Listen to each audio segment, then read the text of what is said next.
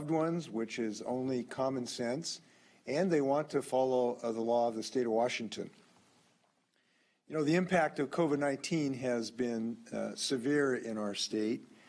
All of us Washingtonians have had to make hard decisions of one type and another.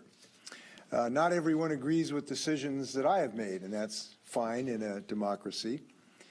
But every decision I have made is designed to protect the health of Washingtonians, and we have seen hundreds of deaths in our state, and we cannot continue to allow that pandemic to ravage our state. So our stay home, stay healthy order is the law of the state of Washington, and it will remain the law of the state of Washington till we make a further decision, which will be based on data and science. So our office will not be guided by irrational forces that would really gamble with our health. And if we placed that bet and lost, we would be giving up the hard-won gains that we've already made because of the dedication of Washingtonians to this order. Now, I have said, and I think it's really important to realize, there has been huge buy-in and compliance to this effort, really across the state of Washington. It's been quite remarkable. I'm trying to think of another time where Washingtonians have been so committed to their joint welfare to try to prevent needless death. In fact, to my knowledge, there's only had to be filed one action to assure compliance with the stay home, stay healthy order. And that was against a California company that so far has in Tacoma, or operating in Tacoma, that has refused to honor the moratorium on evictions for non-payment of rent. So law enforcement really has not been necessary to do what we have to do, which is to use our heads to protect ourselves from this virus. But these orders will be enforced if that is necessary. We have a three-step process for enforcing these orders, and it starts with education. We then work with licensing agencies to encourage compliance, and then local law enforcement as well. And only as a very last resort do we have to seek legal action to obtain compliance. And it's our goal to have voluntary compliance in every single case.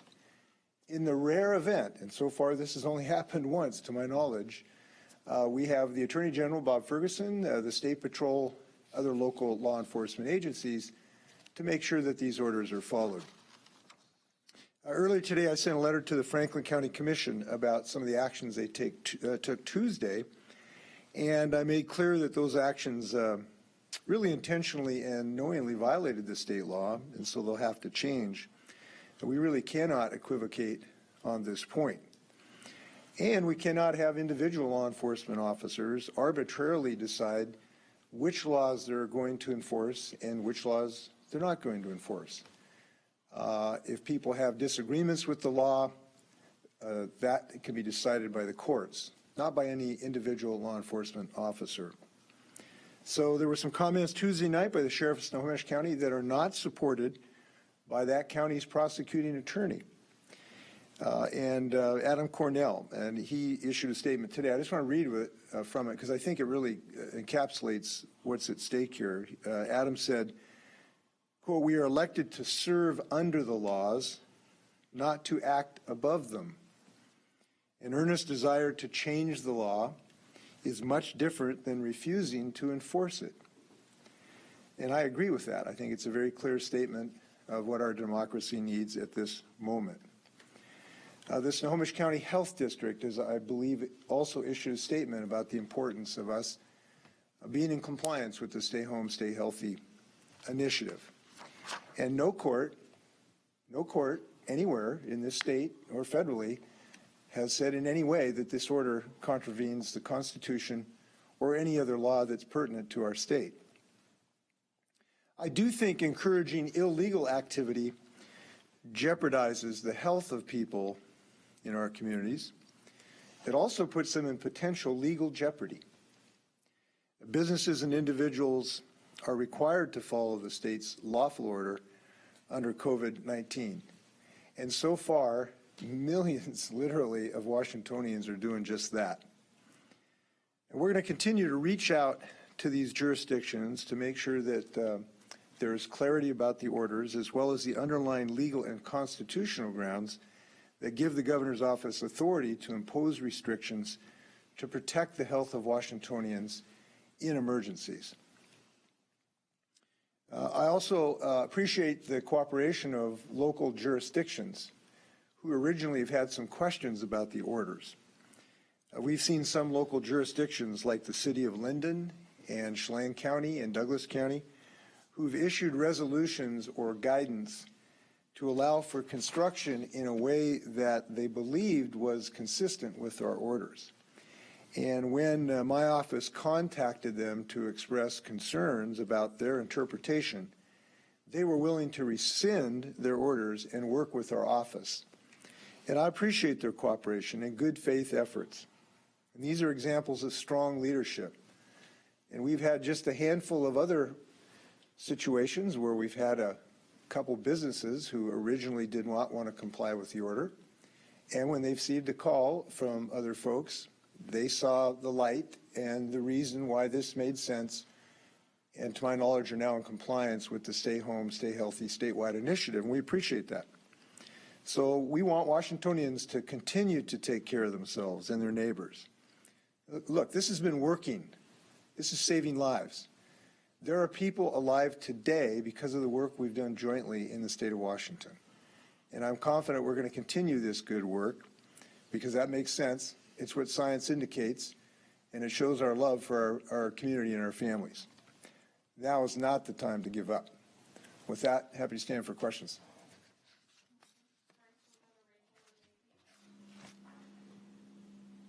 Governor, last night you mentioned some areas where potential change could come sooner, like construction and elective surgery. You didn't give a timeline. Can you offer the public any more specific information, like if metric X is hit for this many days, Y can happen? And then on a separate topic, California's governor said today that he was promised 100,000 testing swabs by President Trump this week and more than double that amount next week. Did you receive any similar commitment today? I've not talked to the president about that, and we'll make sure I talk to Governor Newsom about his information. We have not received commitments, to my knowledge, in that. Now, we'll have to check with the emergency command folks to see if they've received any particular assurance. We do have a substantial order of swabs that we believe are headed our way in the million swab magnitude. And we are really looking forward to the first shipment. I'm not sure the first shipment of that actually has been received. We think this is going to serve us well for a few weeks, but we will need additional sources after that. And as I've said, I have on repeated occasions urged the president to use his authority to increase the production of these swabs so all of us states, Republican and Democrat governors, can have what we need. And we have said this, and Republicans have been insistent on this as well as I have. So I think that's great if there was a commitment to California, but we do need to have increased manufacture of all of this equipment in the millions. Now, in my last conversation, the Vice President was on the line, and there was some information about the production level that the administration thought would take place in June and July. But I did the math, and assuming there was an equitable distribution, that would only be about a third as much as we need in the state of Washington. So there is still a continuing need for increased federal production of these test kits, and we hope the president will follow our advice of Republican and Democratic governors to get on the ball and start making these test kits. We desperately need this. I heard New York talking about this morning, so we hope that that will happen. Your first question about timelines, yes. The timeline, the most immediate timeline is that we hope tomorrow we will receive additional modeling from the Institute for Disease Modeling, and we hope that that's going to show some improvement that data for the last 3 days suggested.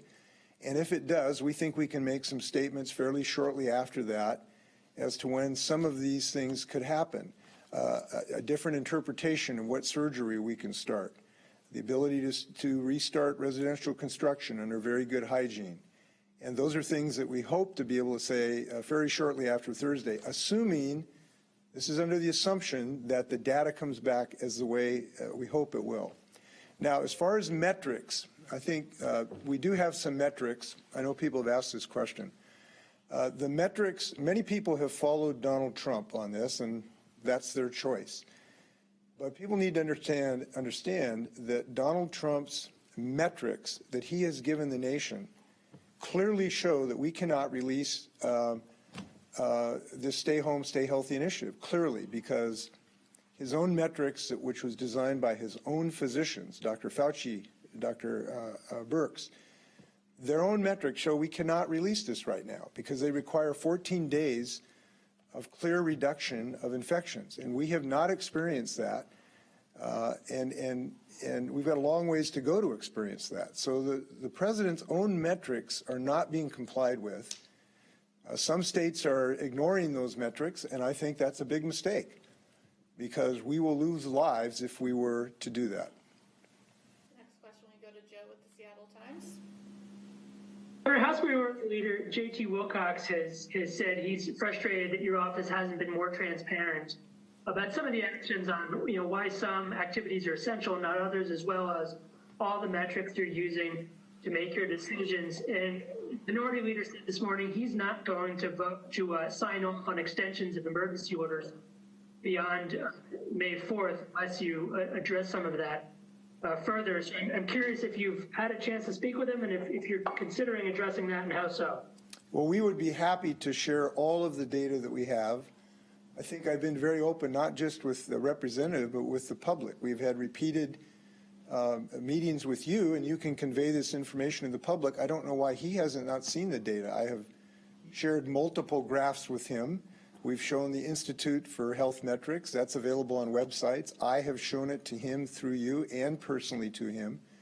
We've had a four-corner discussion where that data was specifically put right in front of him, so I'm not sure what he's referring to.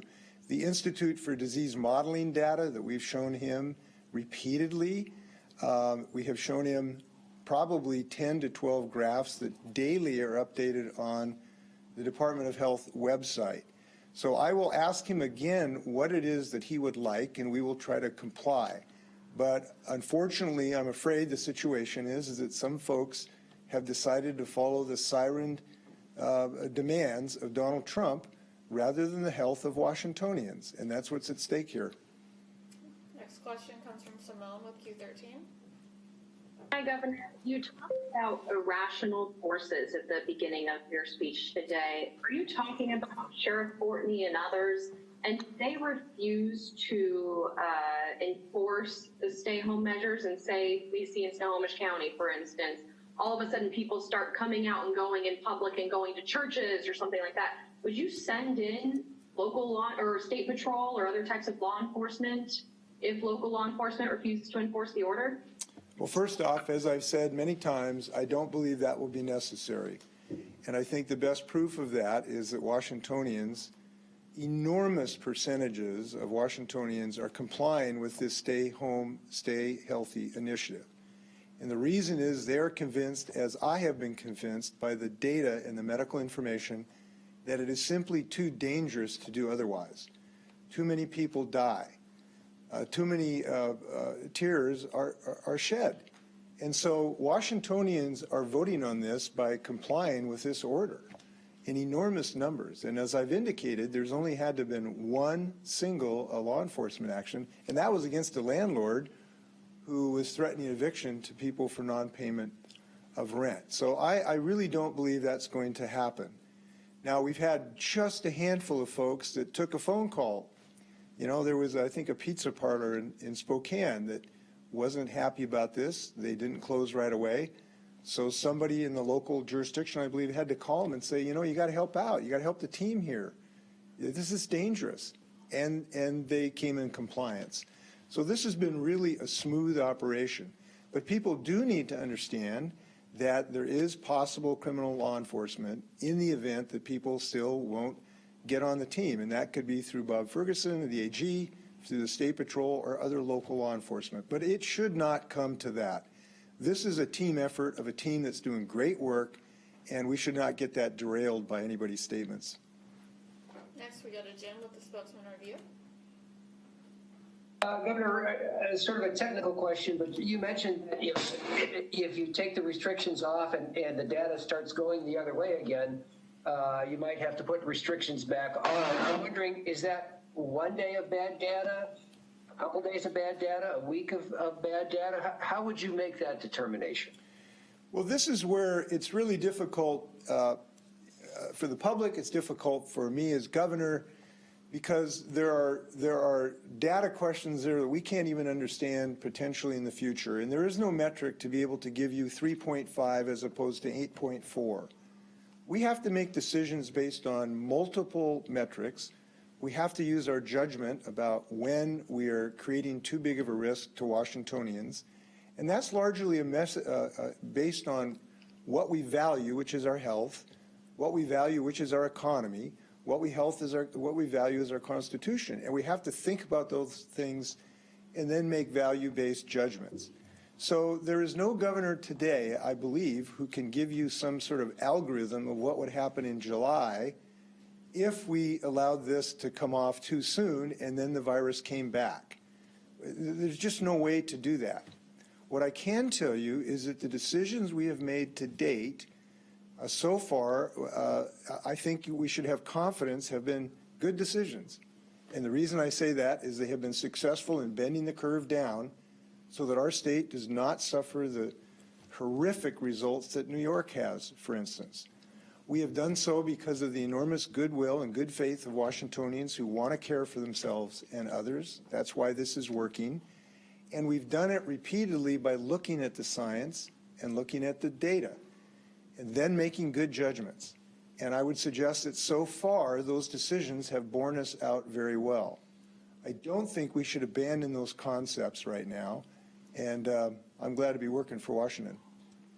Next question comes from Christopher with KEPR. Already touched on your hope that sheriffs and commissioners will fall into line, but they say they're reading the Constitution differently over here in Eastern Washington. Health risks aside, what's at stake for the folks voting for and agreeing with them? What's going to happen to them if they don't follow? Well, first off, I'd point out is, look, disagreements, important, honored. People are entitled to their opinions. What they're not entitled to be the ultimate decider about the Constitution. We have a process to answer questions about that. It's the judicial system. And ultimately, the Supreme Court is the group that can make the decisions about these disagreements.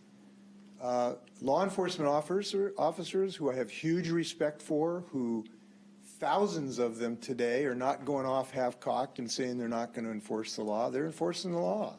There's just two of them that I know of that want to make a political statement. But for whatever talents they have, they just are not given the right in our democracy to make a decision about the Constitution.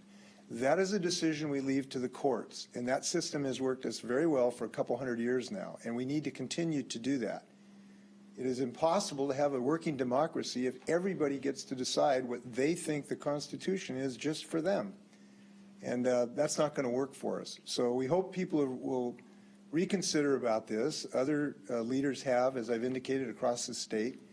We've got the same Constitution for all points of our state. Now, as far as what will happen to people, look, the thing that we worry about is we don't want people to get sick. That's ultimately, we don't want Washingtonians to get sick. That's what this is all about. And the more people who will comply, the less people who will get sick. That's the most important result, is not letting somebody die in your family. Next question comes from Jerry with the Everett Herald. I would like to go back to a moment on the issue of the transparency and the metrics. In my conversations with folks Sunday at the Capitol and in the days since, there seems to be a feeling that the goalposts may be moving. They listened a month ago, they heard about flattening the curve, watching the data, watching the decline, but they've also seen big businesses open and little ones are closed. They see other states are allowing industries that aren't allowed in Washington. And they're just trying to sort out now really what is driving the ability for public contractors to put in a road, but residential contractors not do an addition on a house, why Home Depot and Boeing can open, but not a hair salon. What are the metrics you use in those instances? How do you decide that 30,000 can work, but 2 or 3 cannot? Well, to start with, public contractors aren't working for the state of Washington because I've ordered them not to on a safety basis. And I don't quite understand their concern when they pointed to my speech last night as a reason to be obstreperous, when we basically said we are hopeful to be able to open up residential construction. And the reason we're hopeful about that is that we hope the numbers will be good in the next couple days. And we have found a way, we think, so that we can increase the safety for construction workers that we should care about. So we're trying to head in that direction, and I made that clear in my comments last night. Now, look, it is a challenge to try to figure out what essential businesses are. We have tried to make the best decisions and the fairest decisions we possibly can to make sure that people had food and clothing and pharmaceuticals, and that the entire economy of Washington State would not collapse. So we have made some decisions with those parameters in mind. They have been the best decisions that we can make, and I think fundamentally have been good ones. We still have an aerospace industry. We decided not to eliminate the aerospace industry. Why? Because it's a fundamental tenet and pillar of the state of Washington. And it's one that would be extremely difficult to stand up again in the event it collapsed. Now, when you get into decisions of different businesses, I understand that people have arguments about things that they think should be in or out. I understand that. And we have done the best job we can to save lives and keep some economy working so people can eat in the state of Washington. Next question comes from Keith with Como. Governor, federal lawsuits being filed against your order. What do you say to the people, especially in churches, the religious organizations who say they can gather, they can do it safely? What do you tell them? Well, we specifically in our order made sure that people of gatherings of any type, including religious gatherings, can continue to gather electronically as we are doing in so many contexts. And that has been very successful. Talking to people in the faith community, they have found ways, because we put it in our order that they would be able to maintain the crew in the church necessary to run the electronic system. And that's working. So people have been able to worship. They have been able to electronically congregate. And I think that's great, because it's important to people to be able to do so. But what we have found is that significant gatherings have not been able to maintain social distancing in many, many accounts. And that's very difficult, because we are very social animals, so to speak. And the danger of this is apparent. I think all of us are aware of the church choir, I believe is in Skagit County, where I think something like 45 people went to a church choir and 45 people of a group of like 60 became infected with COVID. So the answer to that is it's just too dangerous. And we issued an order that I am very confident is compliant with the Constitution in many, many ways. Next question comes from Jim with the News Tribune. Governor, some people have called for loosening restrictions. Others have questioned why restrictions are on the verge of being loosened. The State Department of Health put out an article a couple days ago, and it started with, quote, "The coming months will bring slow, measured relaxation of our physical distancing interventions. Even with a slow, phased reopening of the state, we are likely to see COVID-19 spike again. We may open our doors only to close them again in a matter of months." So does that sound like the road ahead in terms of Washington? And is there a way to prepare people for that possible reality? Well, I hope not. I hope that we maintain the Stay Home, Stay Healthy initiative in the appropriate way for the length of time it's necessary to drive the number of infections down to a low enough level that we can then tame this beast by using testing and contact tracing and isolation. That is the strategy. I believe there's a reasonable chance that it will succeed. because it's based on science. It's based on following the data that we look at every single day, that is available to the public, by the way. And when we look at that, we evaluate on a daily basis, will we be able to restrain this beast to prevent this spike coming back by using testing, contact tracing, and isolation? So far, we are not at that point. And someone who agrees with me in this regard is Donald Trump. And this is what's so kind of frustrating about this, that he's out there trying to whip up a fury for political reasons for something that his own experts say should not be done today, because we are not low enough to be able to have confidence that we'll be able to restrain that spike from coming back. Now, the second part of this is to build a fire brigade or COVID brigade to be able to respond to people who get positive notice and to isolate them. And we are building that directly. I got a good plan, another iteration of the plan from our health department today, where we're going to have 1,500 people, including members of the Washington National Guard, to work on that effort. So both those things have to happen. I think there is a good chance that we will continue without additional spikes in the future. But no governor or human can guarantee you that's not going to happen as well, given the unpredictable nature of this virus. And we got to stick together, we got to use our heads, and we got to make decisions based on science. And Washington's doing all three of those right now. Okay, we have time for a few more. Next we go to Drew with King 5. There are two questions. Tomorrow, the state Supreme Court will hear arguments on the lawsuit filed on behalf of the inmates, saying that more needs to be done. Thousands more inmates need to be released to social distance inside the facilities. Do you think you've done enough in there? And I also want to ask about the West Seattle Bridge. Are you involved in that discussions as to fixing it, how we got there, or is that purely a Seattle problem? Well, it's a statewide concern, obviously, because it's so important to our infrastructure. I have not been deeply involved about what led to this situation. I couldn't give you much insight of that. We will be interested in any way, we can help. There is a potential of an infrastructure package we hope is going to be considered federally, and perhaps this can be part of that infrastructure package. We know it's a severe challenge, and we'll work with the city in any way that we can help. On the correctional situation, I think we have done some very meaningful things to try to reduce the risk of COVID-19. Now look, this is a risk everywhere in the state of Washington, including in our Department of Corrections.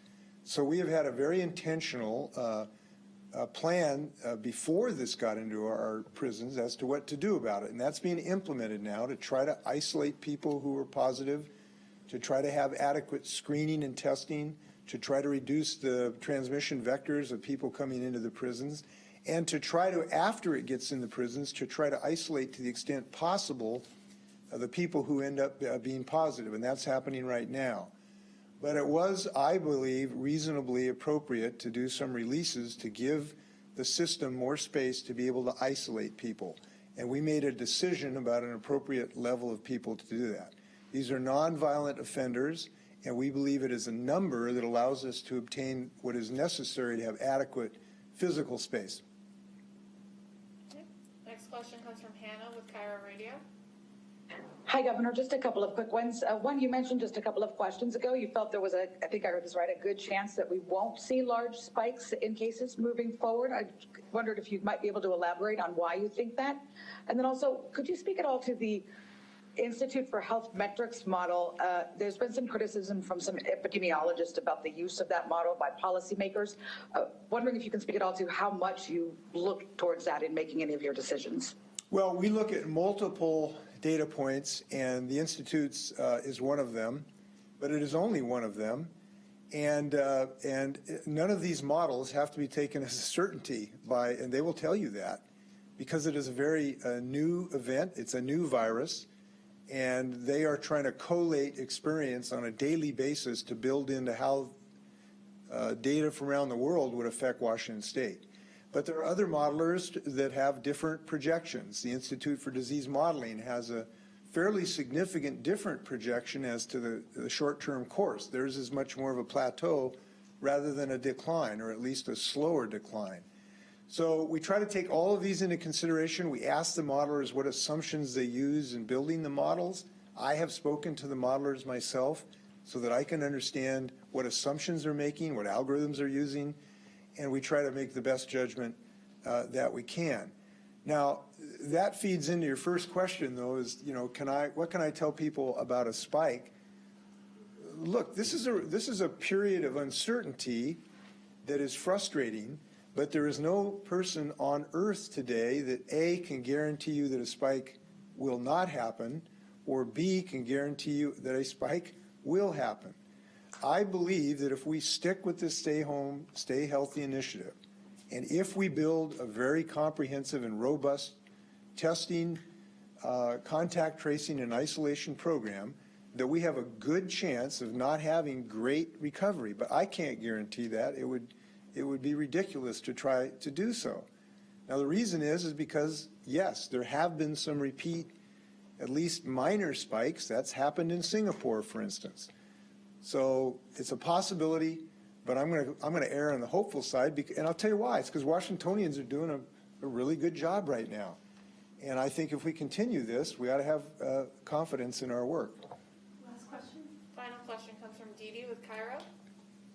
Hi, Governor. My question for you is on that issue. So we've heard from the State Department of Health saying that the plans for contact tracing aren't going to work if we don't have enough testing. If we only test a certain small percentage of the population, then there's no use to contact trace because we're just missing all these cases. Now, given the trouble with testing supplies, do you have concerns that by May 11th, when this is, really supposed to launch on a larger scale, that it could not even be worth launching a major branch of your plan to slowly reopen the economy, that the lack of supplies could hinder this plan? Well, it would be worth doing whatever testing we can do and whatever contact tracing and isolation we can do. We should do that at any level because it will prevent, at whatever level you can do it, certain numbers of infections. So we should do it in any extent. But yes, I do have concerns about having the appropriate number of test kits, and this is why I've been so urging the president to act in this regard. Now, at the moment, if we have an order that we've been placed to receive swabs, which is the greatest shortage for these test kits right now, if that order comes in on a timely basis, I think we're going to have probably in the next several weeks the number of test kits that we need to really do the job. So cross your fingers, hope that that order gets here in time so we can do the full meal deal. But going forward in the months after that, we will have to obtain another much more stable source of these test kits, and that's why we need federal help. With that, take care, wash your hands.